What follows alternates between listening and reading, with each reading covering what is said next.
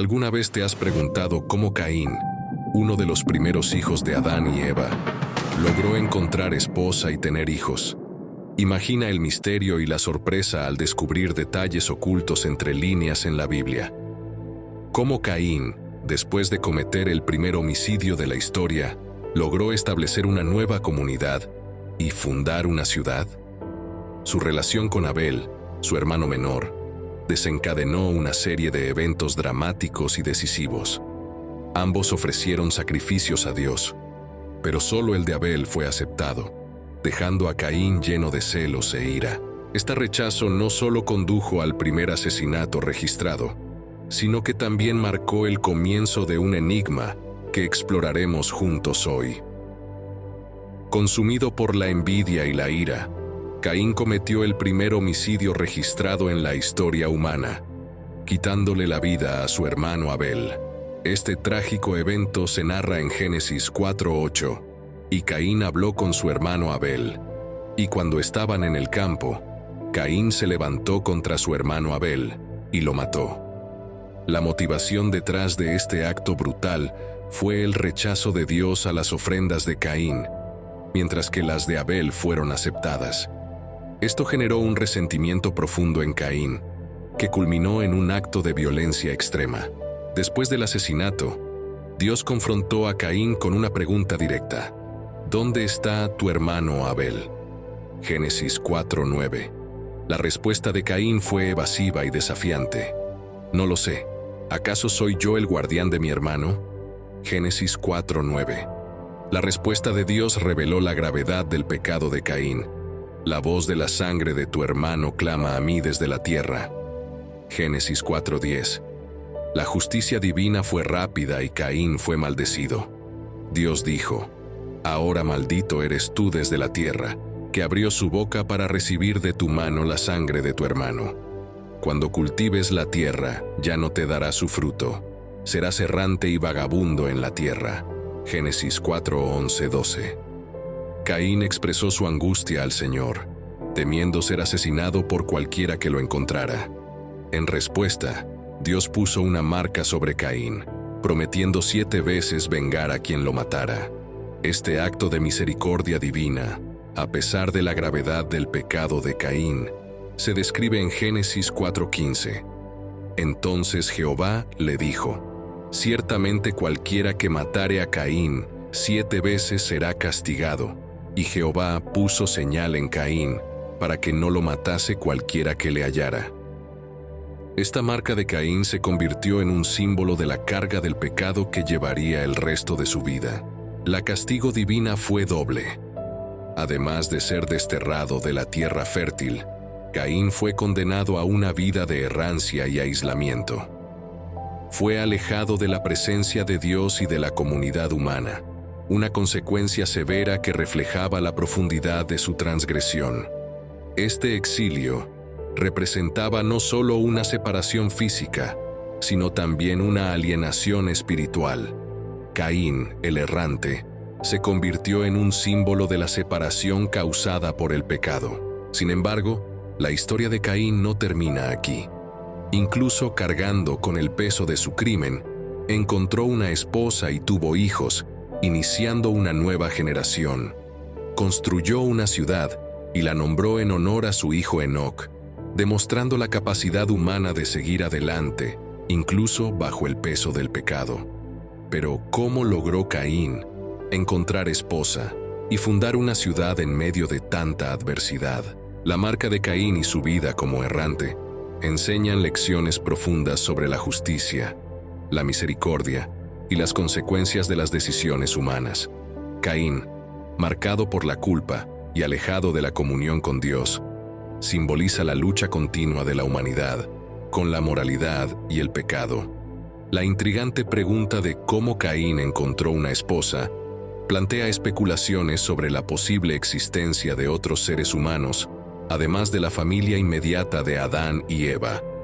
Génesis 4:17 menciona: conoció Caín a su mujer, la cual concibió y dio a luz a Enoc, y edificó una ciudad, y llamó el nombre de la ciudad del nombre de su hijo Enoc.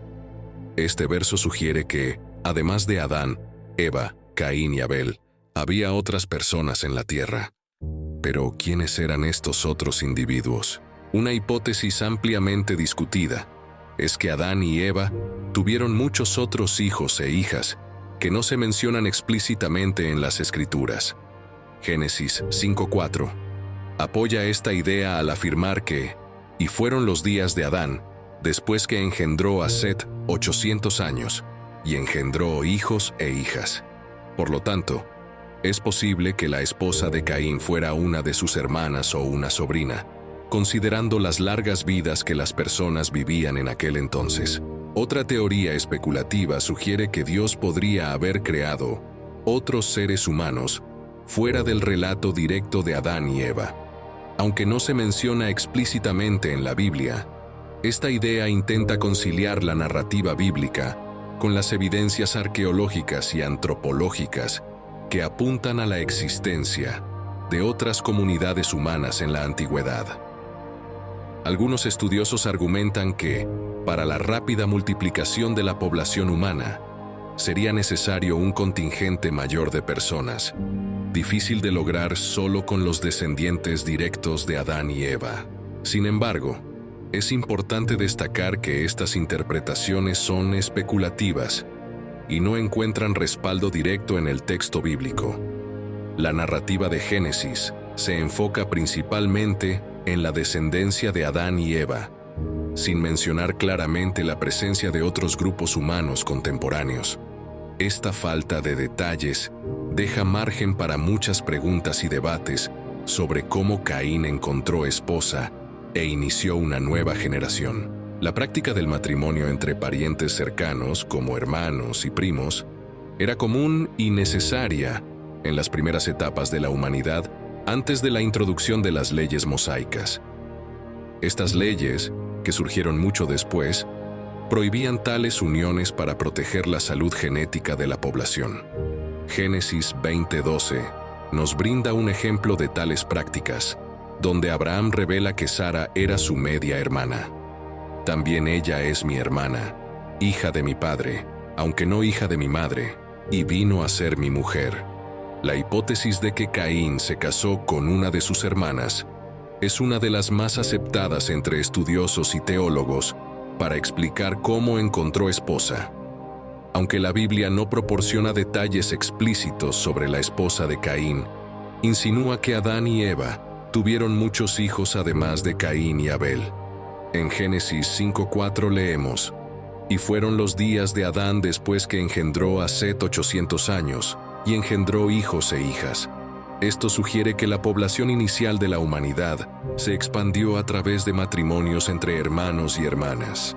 En el contexto de esa época, el matrimonio entre parientes cercanos, incluidos hermanos, no solo era necesario sino también socialmente aceptable para la propagación de la raza humana.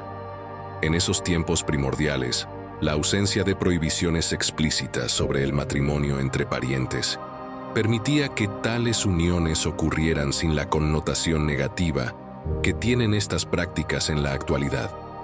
Génesis 20:12, por ejemplo, revela que Abraham se casó con Sara, su media hermana. También ella es mi hermana, hija de mi padre, aunque no hija de mi madre, y vino a ser mi mujer. Estas prácticas eran comunes y vistas como esenciales para la continuidad de la línea familiar. La narrativa bíblica ofrece varios ejemplos de matrimonios entre parientes cercanos, destacando cómo estas uniones no solo eran permitidas, sino que muchas veces eran bendecidas por Dios. El caso de Isaac y Rebeca, detallado en Génesis 24, ilustra la importancia de mantener la pureza de la línea familiar. Rebeca, prima de Isaac, fue elegida para ser su esposa, y la unión se vio como providencial y divinamente guiada. Esta práctica continuó hasta que se establecieron las leyes mosaicas, introduciendo restricciones claras sobre el matrimonio entre parientes cercanos para proteger la salud genética de las futuras generaciones. En Levítico 18, Dios establece una serie de prohibiciones contra el matrimonio entre parientes cercanos, reflejando una nueva fase en la evolución de las prácticas matrimoniales. Estas leyes surgieron aproximadamente 2500 años después de la creación de Adán y Eva, marcando un punto significativo en la historia de la humanidad. La historia de Noé y sus hijos después del diluvio también resalta la necesidad de tales uniones para repoblar la tierra. En Génesis 9:1, Dios ordena a Noé y sus hijos: fructificad y multiplicaos y llenad la tierra. Dada la escasez de población después del diluvio, los hijos de Noé no tuvieron otra opción que casarse entre sí o con sus propias hermanas para cumplir el mandato divino. Varios ejemplos bíblicos ilustran la práctica de matrimonios entre parientes, reflejando la aceptación cultural de esta norma en tiempos antiguos. Uno de los casos más notables es el de Abraham y Sara. En Génesis 20:12, Abraham revela: también ella es mi hermana, hija de mi padre, aunque no hija de mi madre, y vino a ser mi mujer. Este matrimonio entre medio hermanos muestra cómo tales uniones eran vistas como normales y necesarias para mantener la pureza de la línea familiar y cumplir los propósitos divinos. Otro ejemplo significativo es el matrimonio de Isaac y Rebeca. En Génesis 24, Abraham, preocupado por encontrar una esposa adecuada para su hijo, envía a su siervo a su tierra natal para buscar una esposa entre sus parientes. El siervo encuentra a Rebeca, que es prima de Isaac, junto al pozo, y ella se convierte en la elegida.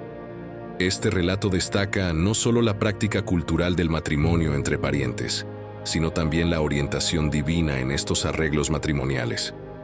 La unión de Isaac y Rebeca se presenta como providencial, un reflejo de la bendición de Dios sobre tales matrimonios. Además, la historia de Jacob, nieto de Abraham, ilustra más ejemplos de matrimonios endogámicos. Jacob se casa con sus primas Lea y Raquel, hijas de Labán, hermano de su madre Rebeca, según se describe en Génesis 29.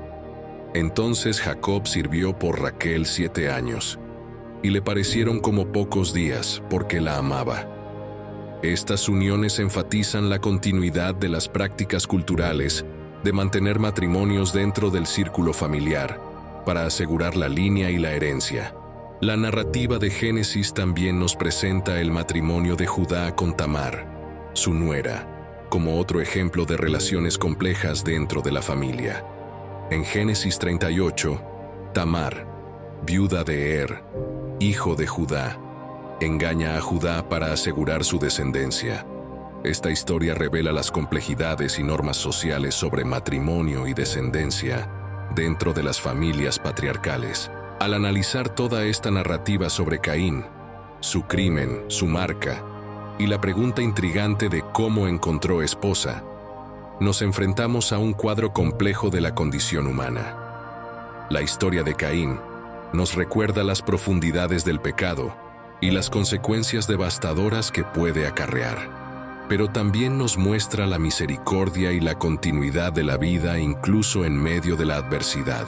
El misterio en torno a la esposa de Caín nos lleva a explorar las prácticas matrimoniales y sociales de los tiempos antiguos, donde los matrimonios entre parientes cercanos eran comunes y aceptables.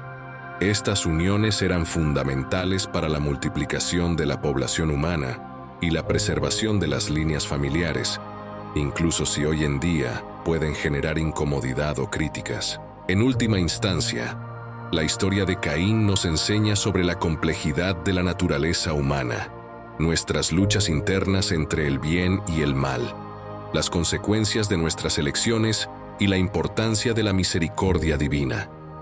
Nos desafía a reflexionar sobre las normas sociales, éticas y morales en diferentes épocas y culturas, destacando la evolución de valores y leyes a lo largo de la historia.